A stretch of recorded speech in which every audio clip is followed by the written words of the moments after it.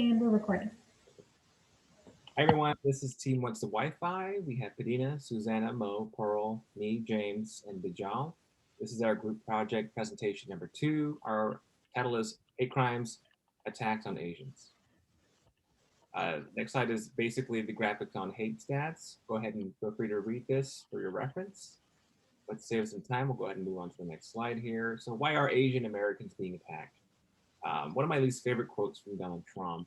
He states, there's never been anything where they have so many names. I could give you 19 or 20 names for that, right? It's got all different names: Wuhan, coronavirus, Kung Flu.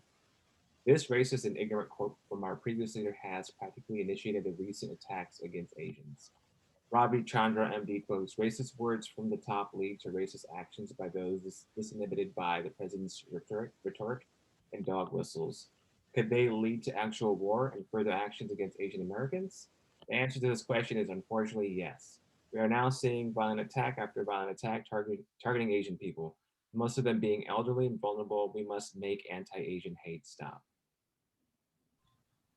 Here are two graphics on Asian American attaining bachelor degree or higher. As you could see on the left, Malaysian and Native Hawaiian has the highest, and on the right, Taiwanese and Asian Indian has the highest in obtaining the degree. So one point in why Asian Americans are being attacked is the model minority myth. So even though Asian Americans have some highest rate of educational attainment and medium income, they have the highest poverty, which is ignored. This makes society perceive them as successful, intelligent, and hardworking, who made it to the top without any difficulties, which can be stressful as some don't meet the expectation and also competing with a white dominant country. They are also perceived as forever foreigners who are unable to assimilate in the US, like outsiders and not included in the US racial discussion. There are also expectations that they don't shake up systems or pose structural challenges to disrupt the systematic barriers of oppression. In reality, they are treated with microaggression, that they are good at science and math, poor at sport, hyperfeminine women or nerdy men, too young for promotion, or lack of leadership experience. Okay, so here we have a graph on if Asian Americans worry about experiencing hate crimes, harassment, and discrimination because of COVID-19, which leads us to our next point, which is Trump's racist rhetoric. President Donald Trump first tweeted the phrase Chinese virus on March 16, 2020. This sparked the phrase to be used by thousands of Twitter users, along with other anti-Asian rhetoric. Additionally, in Tulsa, Oklahoma, he referred to the virus as Kung Flu.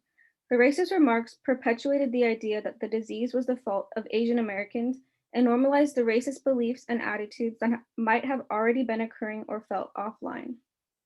Furthermore, in the year 2020, hate crimes against Asian Americans spiked by 150%, which was the same year Trump began using the virus as a slur. This shows that words definitely do matter. All the racial slurs that he used racialized the disease, so it isn't simply biological. It stigmatizes the people so that Chinese are the disease carriers and the ones infecting others.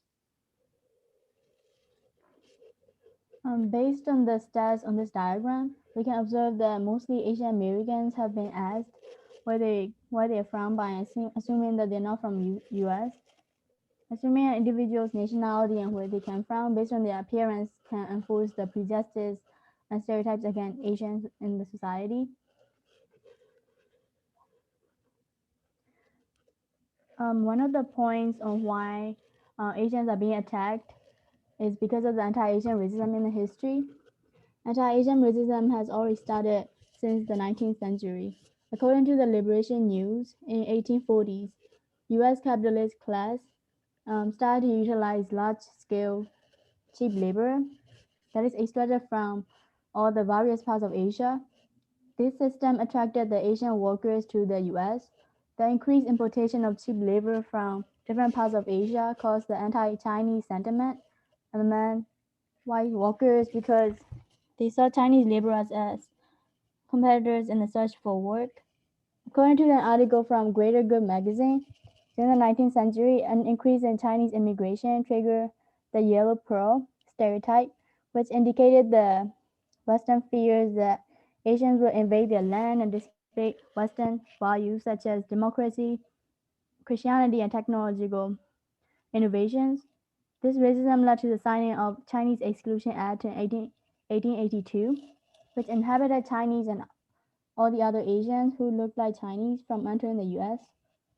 Executive Order 906 was also established in 1942, which was designed to remove and imprison the Japanese American descendants in isolated camps in World War II. Even though the Chinese Exclusion Act was repealed in 1942, xenophobia and anti-Asian racism still remains in the present day.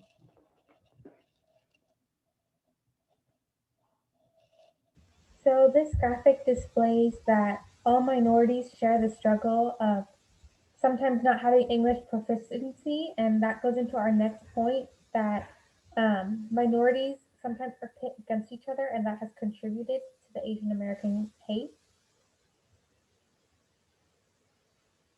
Due to the higher socioeconomic status that Asian Americans have reached compared to other ethnic groups, individuals do not believe discrimination against them is legitimate, even though there has been a history of animosity between other ethnic groups and Asian ethnic groups. A lot of perpetrators who have been made public seem to be other people of color who are acting on behalf of aggression, possibly because they belong to groups who have suffered overall higher rates of death and disease.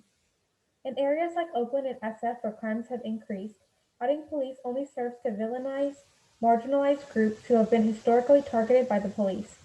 Rather than uplift one another because of their similarities, minorities sometimes incorrectly view each other as threats to their own group's success. Similar to our module page, like pieces of a puzzle, we cannot be complete unless we unite with one another. Implementing these ideals in education can teach children to feel more compassion for others.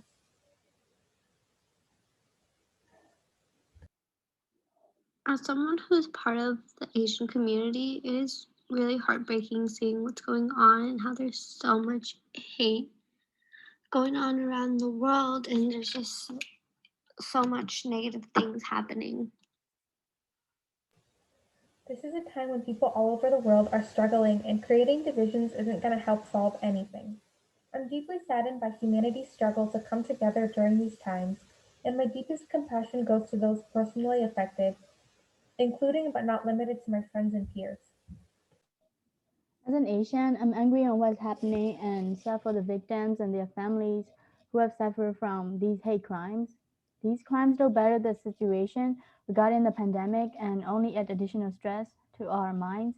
It's important that we try our best in any way we can to help those who are being victimized and to prevent these crimes by promoting awareness of these hate crimes in society. As an Asian American, seeing and hearing about the hate crimes toward the Asian community brings me fear and sadness, as it could be anyone's mother, father, grandma, grandpa, uncle, or aunt being targeted. No one should fear being out in the public, but should feel safe and welcomed by others. I am not Asian American as I could never truly understand the fear and anxiety evoked by the violent crimes currently happening in our country. However, it genuinely angers and saddens me to see such crimes occurring due to pure racism and hatred.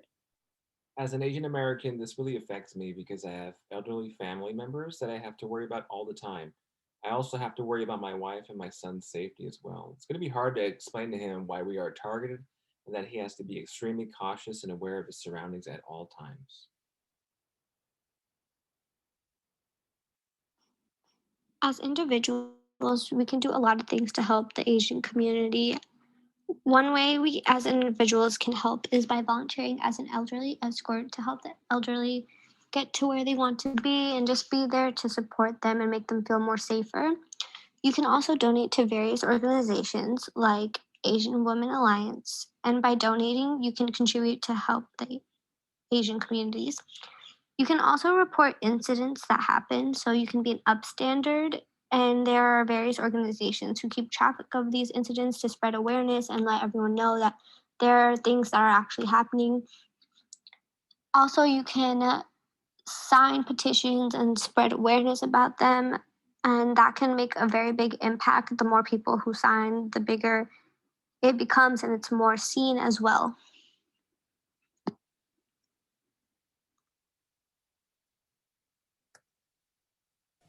One of the biggest things that our team members believe we can do is to donate time or money. And this video speaks a little further on how you can do so. And we also have links posted that you can make donations in support of the AAPI community for. That was our presentation. Thank you guys. Feel free to look through and check out certain links. And we have some of our sources as well.